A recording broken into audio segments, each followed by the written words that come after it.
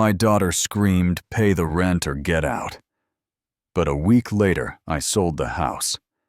And I'm James, 58 years old, a retired contractor from Portland, who built a good life with my own two hands.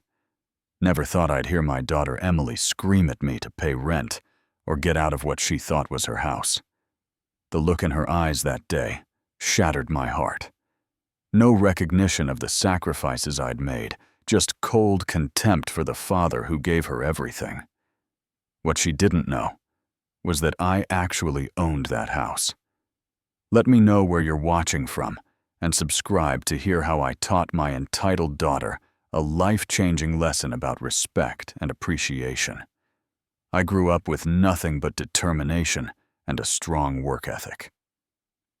My father worked at the local factory, and my mother cleaned houses to make ends meet.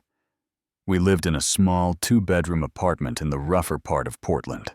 From an early age, I knew I wanted more out of life, not just for myself, but for any family I might have someday. When I was 16, I started apprenticing with a local contractor during summers and weekends. I learned everything I could about construction, from framing to finish work. By 22, I had saved enough to start my own small contracting business. It wasn't easy, but I was hungry and determined to succeed. At 26, I met Sarah. She was the most beautiful woman I'd ever seen, working as a receptionist at an architectural firm that sometimes contracted with my growing company. Our love story wasn't fancy or complicated. We simply fit together like we'd known each other our whole lives. We married within a year, bought a modest starter home, and started planning our future together. Emily came along 2 years later, our beautiful baby girl. I still remember holding her tiny body in my calloused hands, terrified I might break her. In that moment, I promised her the world. Sarah and I agreed we wanted to give her everything we never had: security, opportunity, and unconditional love. As my business grew, we were able to move to a better neighborhood with good schools. Emily was a bright child, curious about everything, always following me around, asking questions about how things worked. Some of my happiest memories are of her sitting on a stack of lumber, watching me work her little face, serious with concentration, as I explained basic carpentry concepts. Sarah was diagnosed with aggressive breast cancer when Emily was 16. Those next 4 years were brutal. We fought the disease with everything we had: experimental treatments, alternative therapies, anything that offered hope. Through it all, Emily was amazing, helping care for her mother while maintaining her grades. I was so proud of the strong young woman she was becoming. We lost Sarah when Emily was 20.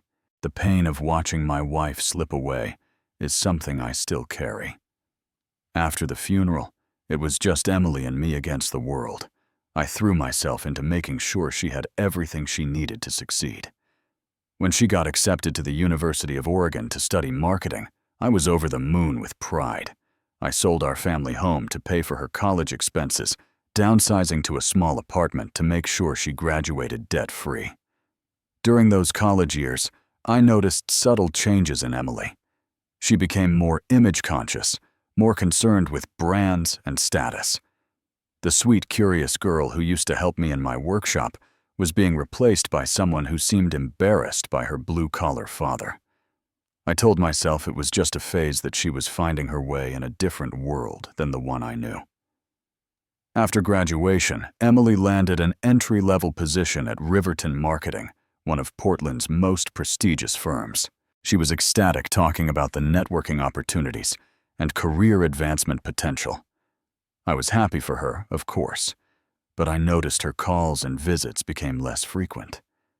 When we did talk, she spent more time discussing her new colleagues and the important clients she was meeting than asking about my life.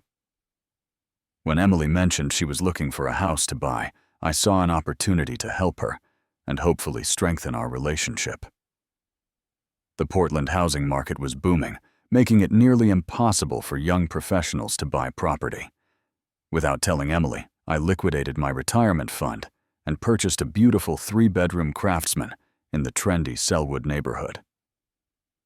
The house cost nearly all of my savings, but seeing Emily's face when I showed it to her made it worthwhile. What I didn't expect was her reaction when I explained the situation. Instead of gratitude, she seemed almost offended. "Dad, I was looking forward to doing this on my own," she said. I backpedaled quickly, suggesting a compromise that seemed to satisfy her. The house would be hers, but I would make the mortgage payments until she was more established in her career. We agreed she would take over the payments eventually, but nothing was put in writing. The house remained in my name legally, but in her mind, it became her house that her dad was helping her with temporarily. For the next 4 years, I lived in my small apartment across town, making mortgage payments on Emily's house while she built her career. Our relationship remained cordial, but distant. When I would visit, she would show off new furniture or appliances, but rarely asked about my life or health. I told myself she was just busy establishing her independence. Then came my retirement. At 58, decades of physical labor had taken a toll on my body. My doctor strongly recommended I stop working before I caused permanent damage to my back and knees. It was a difficult decision, but I finally closed my contracting business and settled into retirement. The transition wasn't easy. My pension was decent, but significantly less than my working income. With the housing market continuing to rise, my apartment building was sold, and the new owners raised the rent beyond what I could comfortably afford. After looking at alternatives and finding nothing affordable, I approached Emily about temporarily moving into her house, the house I was still paying for. Her hesitation was immediate and obvious. "I don't know, Dad. I have my routine, my privacy," she said, not quite meeting my eyes. After some discussion, she reluctantly agreed, but with conditions. "You'll need to contribute, of course. Pay rent like any tenant would." The request shocked me, but I swallowed my pride. "Of course," I said. "That makes sense." And we settled on a figure that she claimed was below market rate as a family discount. I didn't argue even though the amount seemed high. I was just happy to have a chance to reconnect with my daughter. Maybe living together would help us rebuild the closeness we once had. 2 weeks later, I moved into what was technically my house, but now felt like foreign territory. As I carried my suitcases up the front steps, I felt optimistic. This arrangement would be good for both of us, I thought. I had no idea how wrong I was about to be. The first sign that something was off came that very first evening. I had brought groceries as a small housewarming gesture for myself, planning to cook a nice meal for us to share. When I started unpacking the bags in the kitchen, Emily walked in and seemed surprised. "Oh, Dad, I have dinner plans with friends tonight. I thought I mentioned that," she said, not sounding particularly apologetic. "And just so you know, I usually keep my organic foods on the top shelf. Maybe we should label our items to avoid confusion." I nodded, trying to hide my disappointment. "No problem, sweetheart. We'll figure out a system." I put away my groceries, noticing that she had already labeled several areas of the refrigerator with her name. That night, I ate alone in what Emily had designated as my room, the smallest bedroom in the house, which she had hastily cleared of exercise equipment and storage boxes. The walls were bare, and the bed was an old futon that hurt my already aching back. Still, I told myself this was temporary, and things would improve as we adjusted to living together. Over the next few days, I began to notice how much Emily had changed the house from when I had purchased it. All the warm craftsman details I had loved were now covered up with ultra-modern minimalist decor. But what struck me most was the complete absence of family photos. No pictures of Sarah. None of the three of us together. Not even Emily's graduation photos. It was as if she was trying to erase our history. When I mentioned this casually over breakfast, Emily barely looked up from her phone. "Those old photos didn't match my aesthetic. They're in storage somewhere." The dismissive way she referred to our family memories felt like a slap in the face. About a week after I moved in, I met Marcus for the first time. Emily hadn't mentioned she was seeing anyone seriously, so I was surprised when a tall, impeccably dressed man with a permanent smirk walked in, without knocking one evening. "Dad, this is Marcus. Marcus, my father." Emily said the introduction feeling more like an obligation than a pleasure. Marcus gave me a quick once-over, his eyes lingering on my worn jeans and calloused hands. His handshake was limp and brief. "Ah, the famous father. Emily mentioned you were staying here temporarily," and the emphasis he put on temporarily wasn't subtle. That weekend, Emily insisted on hosting a dinner party with Marcus and some colleagues from her firm. I offered to make myself scarce, but she said it would be weird if I disappeared. "Just try to keep the contractor stories to a minimum," she advised, as if my life's work was something to be ashamed of. During dinner, I sat quietly, while Emily and her friends discussed vacation homes, investment portfolios, and the latest luxury cars. Occasionally, someone would politely ask me a question, but Emily often jumped in to answer for me or redirect the conversation. When I mentioned a challenging restoration project I had completed on a historic building downtown, Marcus cut me off. "That's great, James, but you should hear about the campaign Emily just landed. She's working with actual architects now, not just the guys who hammer nails." The table laughed, and Emily did nothing to defend me. Later that night, I overheard Emily and Marcus talking in the kitchen as I was heading to my room. "How long is he staying again?" Marcus asked. "Just until he sorts out his housing situation. It's a little embarrassing, honestly. All my life he lectured me about financial responsibility, and now he can barely afford rent," Emily replied. "At least he's paying you. Make sure you don't let that slide. Family or not, business is business," Marcus said. I retreated to my room, their words ringing in my ears. How had my daughter come to see me this way? The girl who once proudly told her elementary school class that her daddy built houses was now embarrassed by the very same work that had put her through college. The final blow of that first disappointment came when I discovered Emily had been introducing me to neighbors as her tenant rather than her father. Mrs. Abernathy from next door mentioned it casually when we ran into each other while I was taking out the trash. Emily mentioned she had a new tenant. "It's nice of you to help with the yard work. The previous gardener charged her a fortune," she said kindly. I mumbled something non-committal, too stunned to correct her. My own daughter was denying our relationship to maintain some facade of success and independence. That night, I tried to have a heart-to-heart with Emily about how her behavior was making me feel, but she was distracted, half listening, while scrolling through social media. "Dad, I'm building a professional reputation here. People in my circle own property and live certain lifestyles. It's nothing personal," she said, as if that made it better. But it was personal.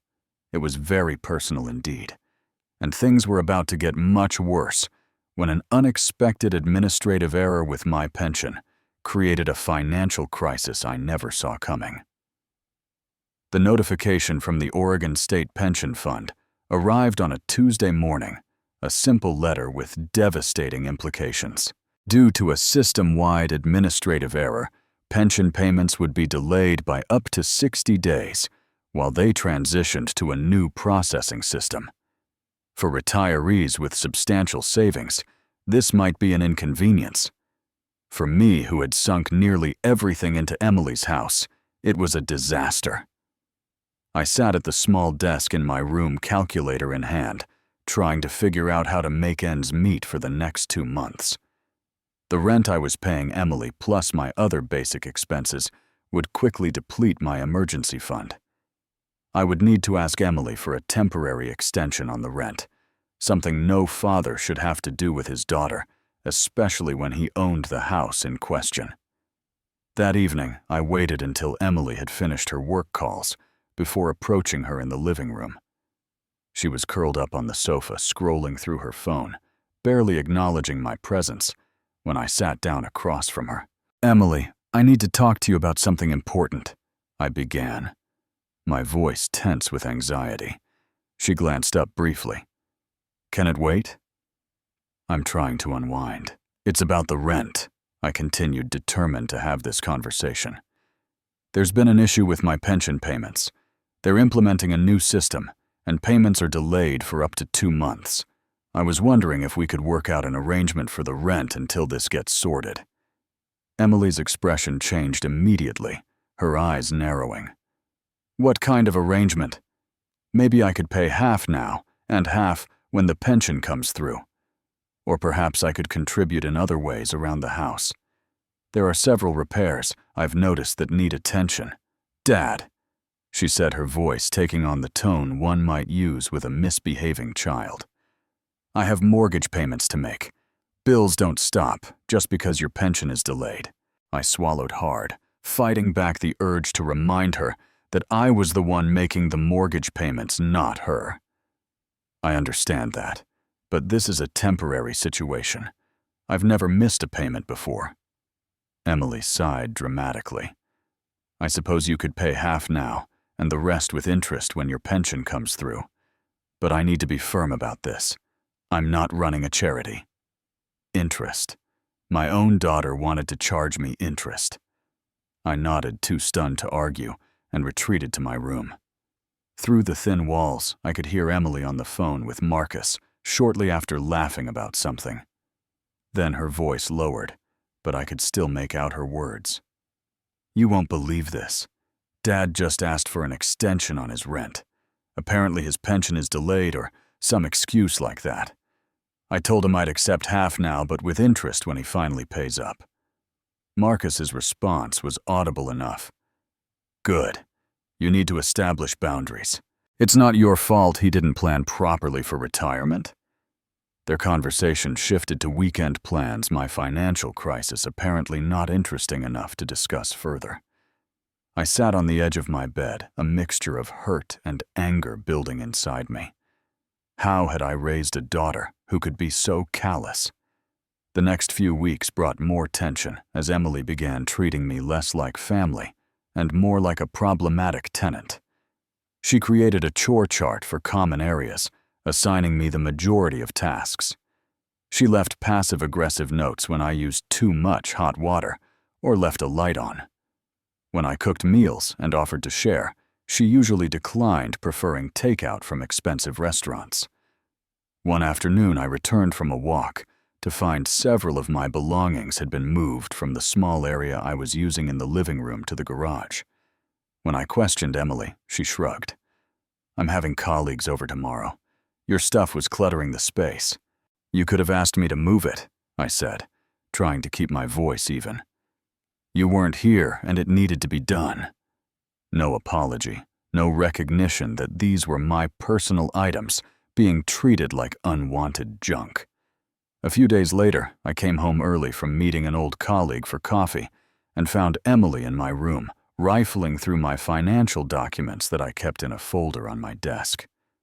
"What are you doing?" I asked, startled by the invasion of privacy. Emily didn't even have the decency to look embarrassed. "Just checking to see if there's any update on your pension situation. Rent is due next week." "Those are private documents, Emily. If you wanted to know, you could have asked me." "It's my house, Dad. I need to protect my interests." That phrase, "my house," cut deeper each time she said it. The home I had purchased that I was still paying for had somehow transformed in her mind into a possession she had acquired through her own merit. The situation reached a new low when Emily invited several colleagues over for dinner without warning me. I was in the kitchen preparing a simple meal for myself when they arrived, and Emily made a point of introducing me in the most humiliating way possible. "This is James, our tenant with payment issues," she said, with a forced laugh as if it was a harmless joke. "He's also my dad, but these days he's more of a roommate situation." The guests looked uncomfortable, but no one challenged her characterization. I excused myself quickly, taking my plate to my room, my appetite gone. Through the wall, I could hear them discussing property values and investment opportunities. Emily boasting about her house in this desirable neighborhood. Desperate to salvage some father-daughter connection, I tried contributing in ways that didn't require money. I fixed the leaking bathroom faucet, repainted the peeling trim on the windows, and spent a weekend refurbishing the back deck that had been neglected. Emily's response was tepid at best. The deck looks okay, but I was actually thinking of hiring a professional to install composite decking next spring. This wood is so outdated. No, thank you. No appreciation for saving her thousands of dollars in repair costs. It was as if she was determined to reject any contribution I could make that wasn't financial. My old friend and former business partner Frank noticed something was wrong when we met for our weekly coffee. "You look terrible, James. What's going on?" I found myself pouring out the whole situation. The pension delay, Emily's coldness, the humiliation of being treated like an unwanted tenant in the house I owned. Frank's expression darkened as I spoke. "James, this isn't right. You've spent your life taking care of that girl, and this is how she repays you. You need to stand up for yourself." "She's still my daughter," I said weakly. "A daughter who's taking advantage of you. When's the last time she asked how you're doing? Whether you need anything? Family goes both ways, my friend." His words stayed with me, forcing me to confront the reality of my situation. That evening, I made one last attempt to reach Emily's heart. I prepared her favorite meal from childhood, my special lasagna that she used to request for every birthday. I set the table nicely, even bought a bottle of wine I couldn't really afford. Emily came home late, already having eaten dinner with Marcus. She glanced at my effort and said, "Oh, you cooked. You should have texted. I already ate." "I wanted to surprise you," I said. "Maybe we could sit and talk anyway. It feels like we've been passing each other like strangers lately." Emily checked her watch. "Actually, I have a lot of emails to catch up on.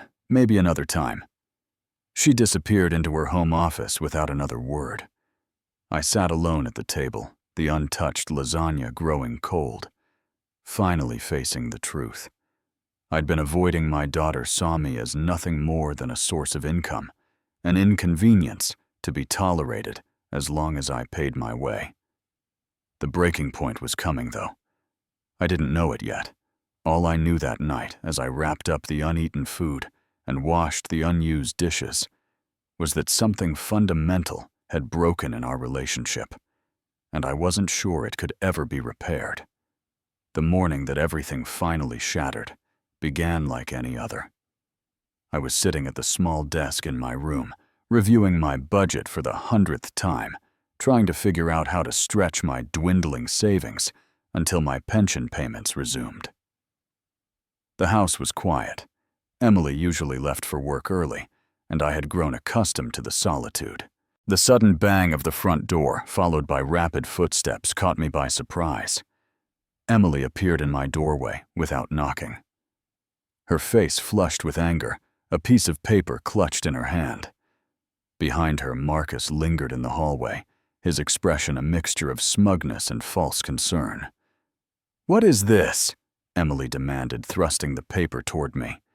It was a bank notice showing that the mortgage payment for the month had been returned for insufficient funds. "I can explain," I began, but Emily cut me off. "I've had enough of your excuses. First the rent, now this.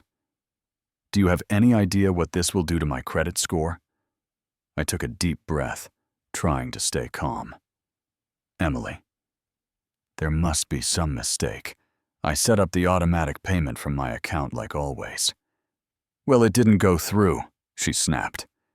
"And when I called the bank, they said the account had insufficient funds. What happened to all your retirement savings, Dad? Did you gamble it away or something?" The accusation stung. "I used most of my savings to buy this house for you," I said quietly. "And I've been making the payments faithfully for years."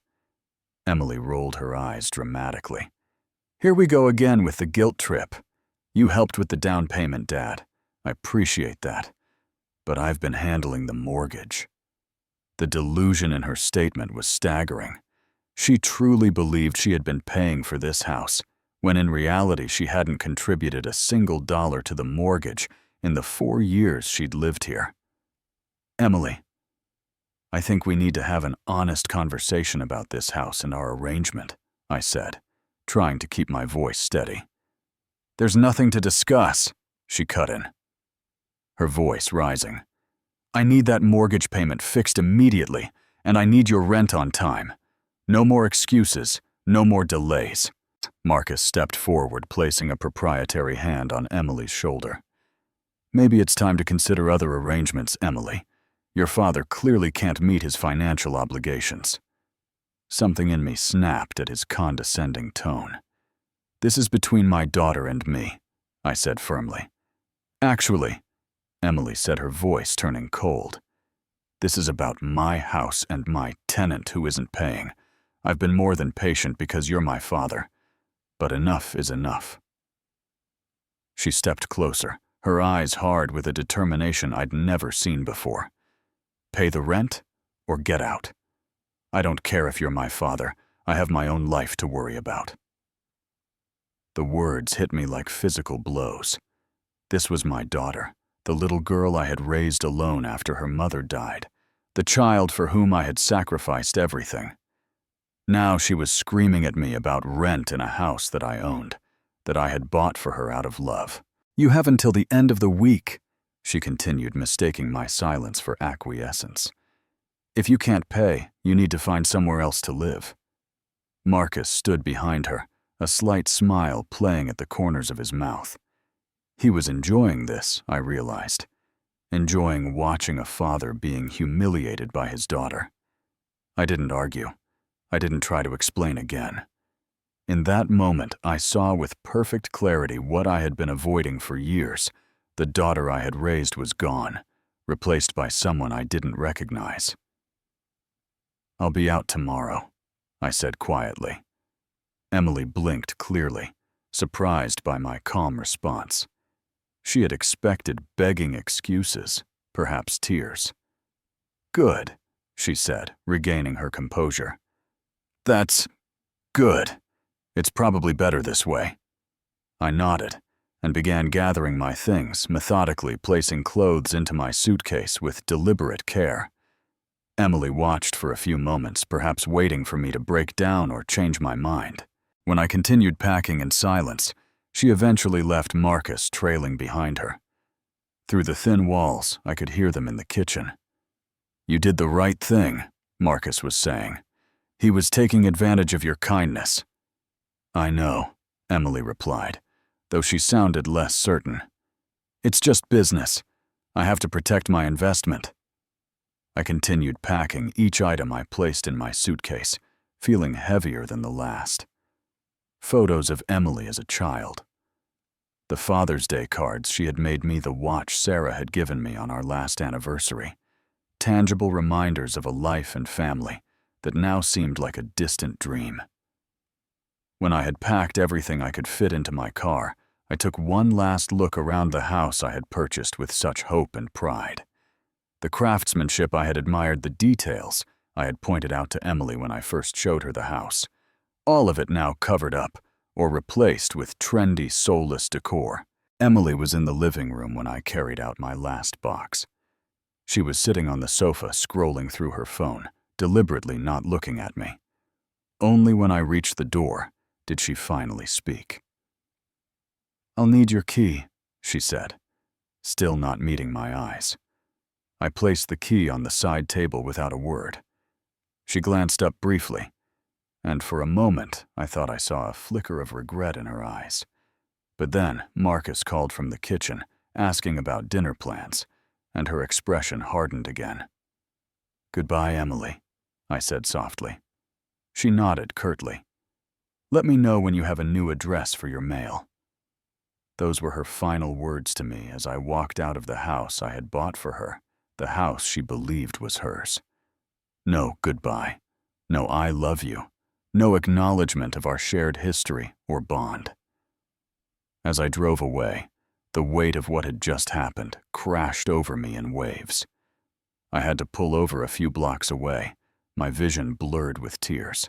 For the first time since Sarah died, I broke down completely. Great heaving sobs that seemed to come from the very core of my being. When the tears finally subsided, I sat in my car, staring out at the neighborhood I could no longer afford to live in. A strange calm settled over me, along with a clarity I hadn't felt in years. In that moment, sitting in my packed car with nowhere to go, I made a decision. This wasn't just about finding a new place to live. This was about reclaiming my dignity and teaching my daughter the hardest lesson she would ever learn. After leaving Emily's house, I drove directly to Tom's place. Tom had been my best friend since high school, the brother I never had. When I called from his driveway, explaining in broken sentences what had happened, he immediately came out and helped carry my things inside. "Stay as long as you need," he said firmly, setting up his guest room for me. "Sarah would have my hide if I let you wander around homeless." And that first night we stayed up late drinking beer and talking. I told him everything: the house purchase, the mortgage payments, Emily's transformation from loving daughter to cold landlord. Tom listened without interrupting, his face growing darker with each detail. "James," he finally said when I finished, "I've kept my mouth shut for years because she's your daughter, and I know how much you love her. But this is beyond acceptable. She's not just entitled, she's become cruel." His words hurt, but I couldn't disagree. "I don't know where I went wrong with her, Tom. Sarah and I tried to raise her with values." Tom shook his head firmly. "This isn't on you. You gave that girl everything, maybe too much. But adults make their own choices. The question is, what are you going to do now?" The next morning, I called Adam Levinson, my attorney, who had handled the house purchase 4 years ago. He agreed to see me, immediately concerned by the urgency in my voice. In his office, I laid out the entire situation. Adam listened intently, occasionally making notes, his expression growing increasingly troubled. "Let me get this straight," he said when I finished. "You purchased this house in your name. You've made every mortgage payment. Your daughter has never contributed financially to the mortgage, yet she believes she owns the house and has been charging you rent to live there." When he put it that way, the absurdity of the situation hit me anew. I nodded, feeling a flush of shame. "And now she's evicted you from your own property," Adam continued, shaking his head. "James, legally speaking, you're on very solid ground here. The house is yours. You could walk back in today if you wanted to." "I don't want to go back," I said quietly. "Not after what happened." Adam nodded, understanding. "Then what do you want to do?" I took a deep breath, the plan I had been formulating finally crystallizing. "I want to sell the house." Over the next few days, with Adam's help, I explored my options. The Portland housing market was still booming, with properties in desirable neighborhoods like Selwood often selling within days of listing. Adam connected me with Sandra Torres, a real estate agent who specialized in quick private sales. Given the current market and the condition of the property, we could list it for around $800,000, Sandra advised, after viewing the property while Emily was at work. "But if you're looking for a fast, no-hassle sale, I have investors who would probably offer around $760,000 for a cash deal." The thought of losing potential profit gave me pause, but the idea of a lengthy selling process with open houses and negotiations while Emily still lived there was unbearable. I decided on the private sale route, which Sandra assured me could be completed within 2 weeks. During this time, I kept my distance from Emily. She sent a few text messages, mostly business-like inquiries, about when I would pick up my remaining belongings or forward my mail. No apologies, no recognition of the pain she had caused. I responded minimally, not ready to engage further. Through Tom's son, who worked in the same industry as Emily, I heard she was telling colleagues and friends that I had abandoned her when times got tough, painting herself as the victim. The irony was almost too much to bear. As the sale process progressed, I found myself wrestling with complex emotions. Despite everything, Emily was still my daughter, and I couldn't bring myself to completely cut her off financially. After consulting with Adam, I decided to set aside $200,000 from the sale proceeds in a separate account for Emily's future needs, a decision that Tom questioned but respected. "You're a better man than I would be," he said when I explained my plan. "But make sure there are conditions attached. Don't just hand her another windfall to squander." The cash offer for the house came in at $860,000, significantly higher than Sandra had initially estimated, due to a bidding war between two investors. I accepted immediately, and the closing process began. Signing the final papers was a surreal experience. As I watched the notary stamp the documents, I felt a mixture of grief and liberation. This house had been bought with love and hope for my daughter's future. Now it represented the painful fracturing of our relationship. With the sale complete and the proceeds secured, I used a portion to purchase a comfortable one-bedroom condo in a quiet part of town. Nothing fancy, but clean, well-maintained, and completely mine. As I unpacked my few belongings in my new home, I found myself reflecting deeply on where things had gone wrong with Emily. Had I spoiled her too much? Had I failed to teach her about gratitude and respect? Or was this transformation something beyond my control, the result of influences and choices I couldn't have anticipated? These questions haunted me as I settled into my new life, a life without daily contact with my only child. I decided not to tell Emily about the sale immediately. The new owners had agreed to honor the existing occupancy for 30 days, giving tenants time to make arrangements. Emily would be notified officially by the property management company handling the transition. It wasn't the ideal way for her to learn the truth, perhaps, but after her treatment of me, I couldn't bring myself to face what would surely be her rage and accusations. As I waited for the inevitable fallout, I focused on rebuilding my life. I reconnected with old friends, joined a local woodworking club to keep my skills sharp, and even started volunteering at a youth center, teaching basic carpentry to kids from disadvantaged backgrounds. These activities helped fill the void left by Emily's absence, though nothing could completely heal that particular wound. 3 weeks after I moved out, exactly as the property management company had told me it would happen, my phone rang late one evening. Seeing Emily's name on the screen, I took a deep breath before answering, bracing myself for what was to come. "Dad!" Emily's voice was high-pitched and frantic, nothing like her usual controlled tone. "Dad, are you there? I need your help." "I'm here, Emily," I replied calmly, though my heart was racing. "What's wrong?" "Everything's wrong," she cried, her words tumbling out in a rush. "There are these people. They came to the house claiming to be the new owners. They gave me an official eviction notice saying I have 30 days to vacate the property. They must be scammers, right? I called the police, but they said the paperwork looks legitimate. I don't understand what's happening." I closed my eyes, steadying myself. This was the moment of truth I had been both dreading and waiting for. "They're not scammers, Emily."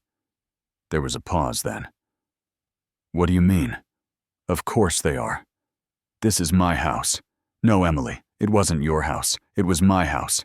I bought it 4 years ago with my retirement savings. I made every mortgage payment since then, and now I've sold it." The silence that followed was deafening. When Emily finally spoke, her voice was barely audible. "What are you talking about?" "The house was always in my name, Emily. I bought it for you, yes, but legally it was mine. The mortgage statements came to my address. The property tax bills came to me. I paid everything." "That's not possible," she whispered. But there was a new note in her voice, the dawning of comprehension and horror. We agreed I would take over payments eventually. Yes, we did. But you never did. Not a single payment, Emily. And then you charged me rent to live in my own house and threw me out when I hit a temporary financial snag. Another long silence followed. I could hear her breathing fast and shallow. So you sold it? Just like that? Without even telling me? Just like you evicted me, without a second thought? I replied, keeping my voice level. The new owners paid $860,000 in cash. They're an investment company that plans to renovate and flip the property. 800 and... Emily's voice trailed off. Then, in a completely different tone, panicky and desperate. Dad, where am I supposed to go? I can't find a decent place in 30 days in this market. Everything's so expensive. Yes, housing in Portland is very expensive. I agreed. I discovered that myself when you kicked me out. But that was different, she protested. You had options. Did I? Emily, what options did I have that you don't have now? She didn't answer directly. Dad, please, I'm sorry about what happened. I was stressed about work, and Marcus was pressuring me about my finances. I shouldn't have reacted that way. Can't you stop this sale somehow? The sale is final, Emily. The papers are signed, the money has changed hands. There's no going back. I heard a muffled sound that might have been a sob. When she spoke again, her voice had lost its defensive edge. What am I going to do? Everything I have is tied up in this house. My job barely covers my other expenses. Now you understand how I felt, I said quietly. When you screamed at me to pay rent or get out, I had nowhere to go either. There was a rustling sound on her end of the line, and I heard Marcus's voice in the background asking questions. Emily's voice became muffled as she presumably covered the phone to speak with him. When she came back on the line, she sounded different, more collected, as if she'd formulated a new strategy. Dad, I understand you're upset. I behaved badly, and I'm truly sorry. But please, can we talk about this in person? Maybe there's a solution that works for everyone. I considered her request. Part of me wanted to refuse to let her experience the full consequences of her actions. But she was still my daughter, and despite everything, I loved her. I'll meet you tomorrow at Frank's Diner at noon, I said finally. We can talk then. Thank you, she breathed, sounding genuinely relieved. And Dad, I really am sorry. As I ended the call, I wondered if her apology was sincere or merely a tactical move now that she understood her precarious situation. Either way, tomorrow would bring a conversation that was long overdue. The next day, I arrived at Frank's Diner 15 minutes early, securing a quiet booth in the back. I ordered coffee and waited watching the door.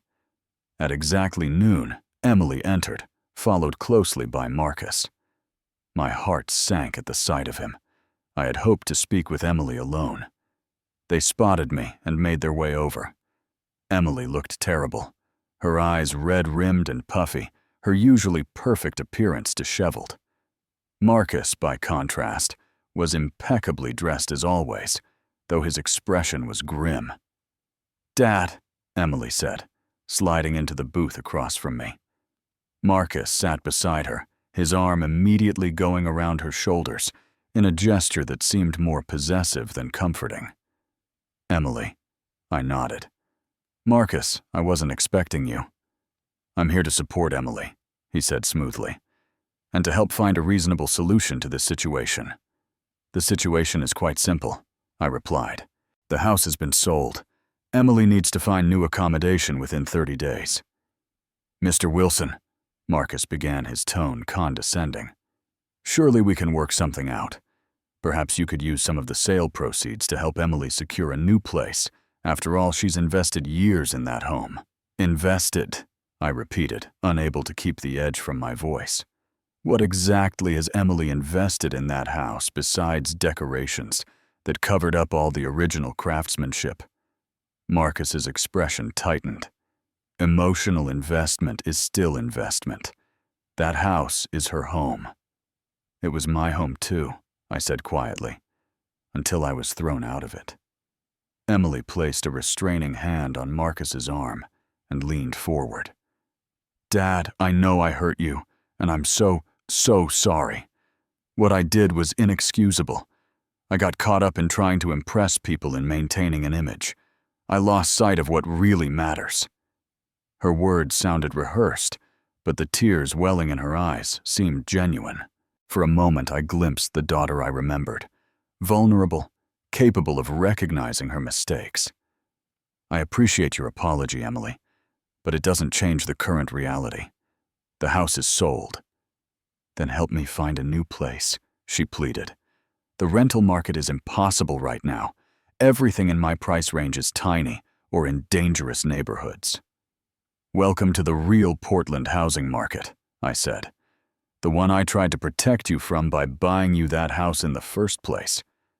Marcus leaned forward, his mask of politeness slipping. Look, you've made your point. You've taught her a lesson. Now be reasonable and help your daughter. Something about his presumption ignited a slow-burning anger in me. Marcus, with all due respect, this is between Emily and me.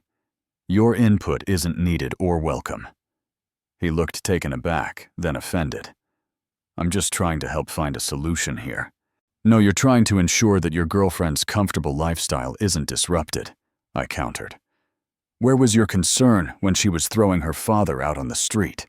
Emily looked between us, clearly distressed. Please, both of you stop. This isn't helping. She turned to Marcus.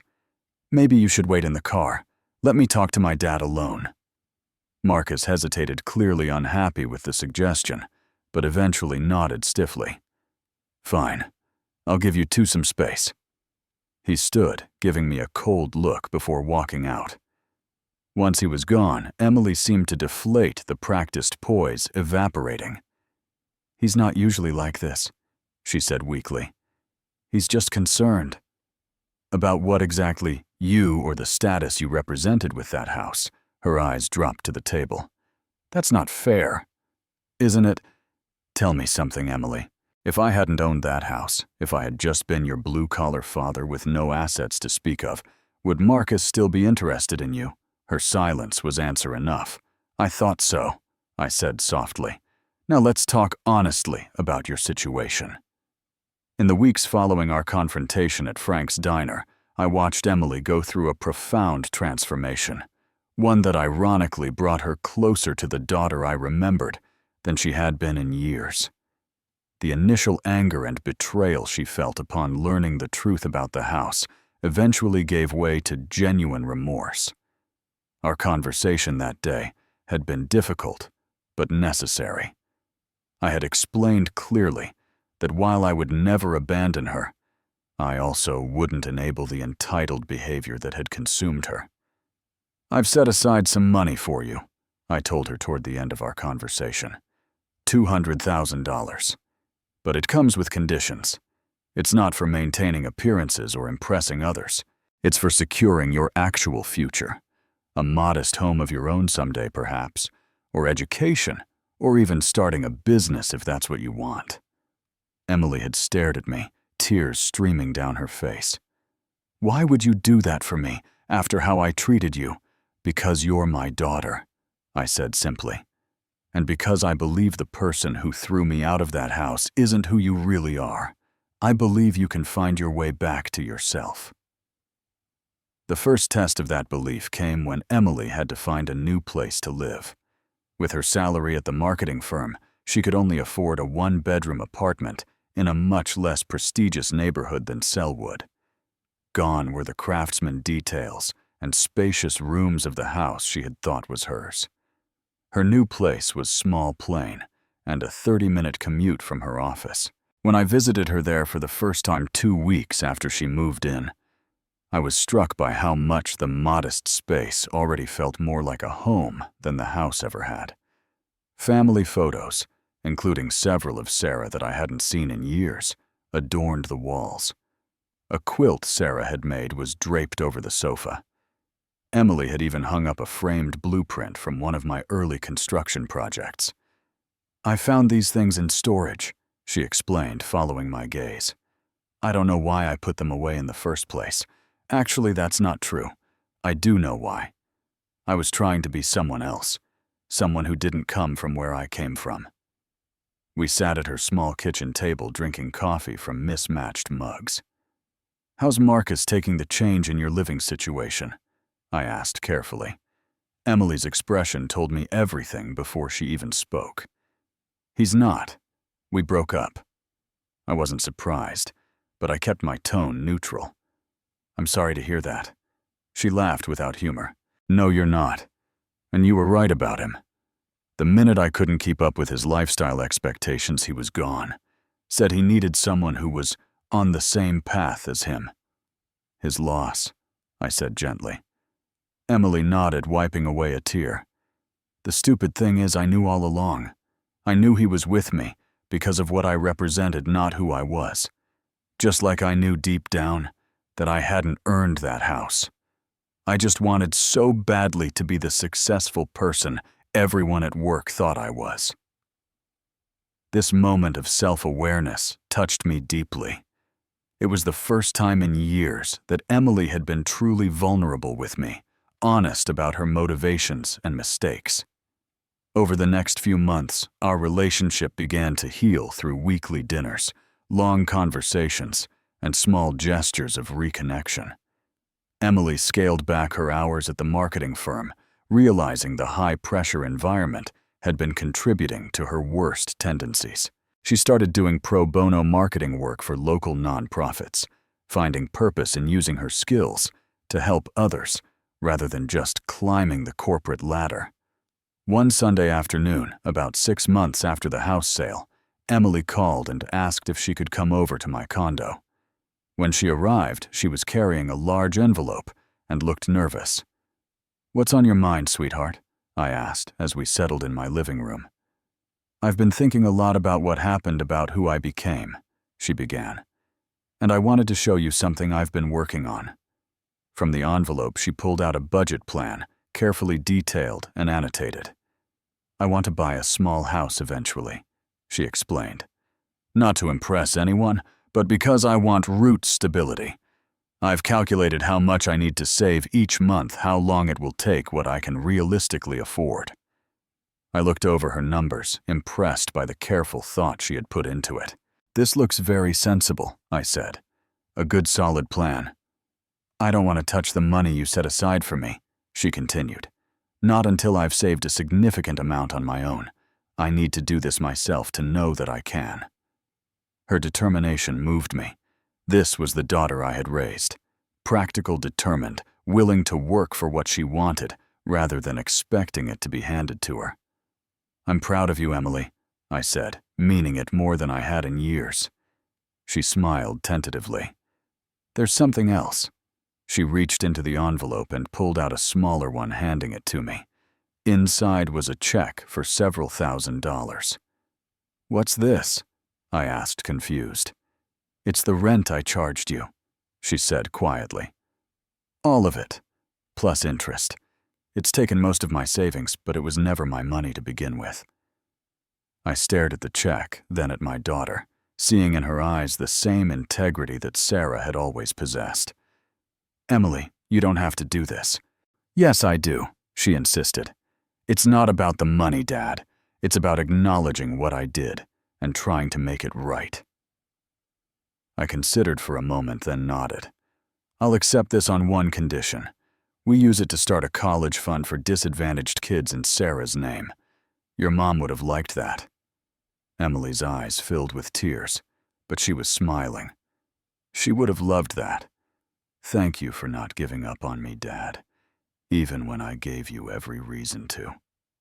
That evening, as we shared a simple meal in my modest condo, I felt a peace I hadn't experienced since before Sarah's illness. The journey to this point had been painful beyond words, but sitting across from my daughter, the real Emily, not the facade she had created, I knew that every difficult step had been necessary. Through losing everything, she had found herself again.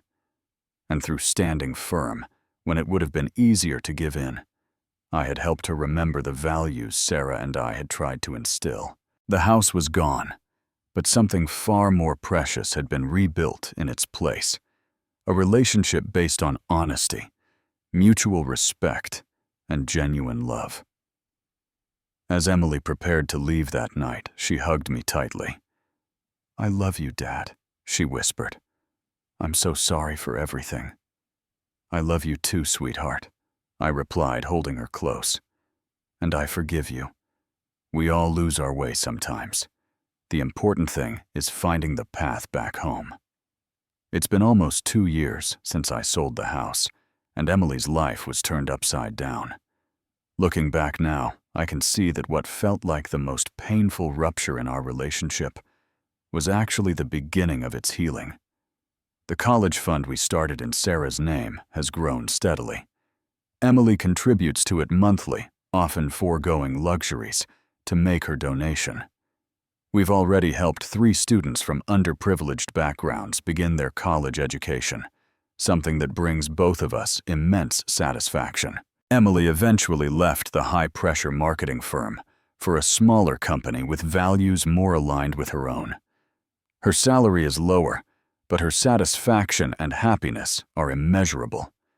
She continues to live in her modest apartment, though she's now about halfway to her goal of saving for a small home of her own. 6 months ago, she met Daniel, a middle school teacher who shares her newfound commitment to community service. The way she talks about him reminds me of how I used to talk about Sarah, with respect, admiration, and genuine affection rather than strategic calculation. When she brought him to dinner for the first time, I noticed how he listened to her with real interest, how he asked about my construction career with genuine curiosity, and how he spoke about his students with passion and care. Last month, on the anniversary of Sarah's passing, Emily and I visited her grave together. As we stood there, Emily took my hand. "Mom would be so disappointed in how I behaved," she said softly. Maybe initially, I agreed, but she would be incredibly proud of who you've become since then. She always believed in second chances and redemption. Emily nodded, tears in her eyes. I think about her every day now. I tried so hard to forget for a while because the pain was too much, but forgetting her meant losing the best parts of myself too. As for me, I've found peace in my simpler life. My condo suits me perfectly, small enough to maintain easily, but large enough for family dinners with Emily and occasional visits from old friends. I've started a small woodworking business crafting custom furniture pieces that bring me both creative satisfaction and supplemental income. Last week, Emily came to me with news that brought everything full circle. She had received a substantial promotion at work and wanted to use part of her raise to begin making payments toward the money I had set aside for her. "I appreciate that you wanted to provide for me, Dad," she explained. "But I need to stand on my own 2 feet completely. I'd rather pay you back so you can enjoy your retirement more comfortably."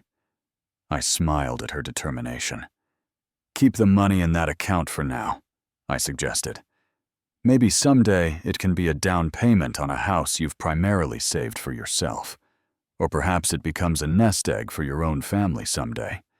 What matters is that you understand its value now." The hard lesson Emily learned when I sold that house could have destroyed our relationship permanently. Instead, it became the foundation for something stronger and more authentic than we had shared in years. She discovered that true worth isn't measured in square footage or prestigious addresses, but in integrity, accountability, and love. As for me, I learned that sometimes the most loving thing a parent can do is allow their child to experience the natural consequences of their actions. My deepest fear had always been losing Emily's love, which led me to enable behaviors that were ultimately harming both of us.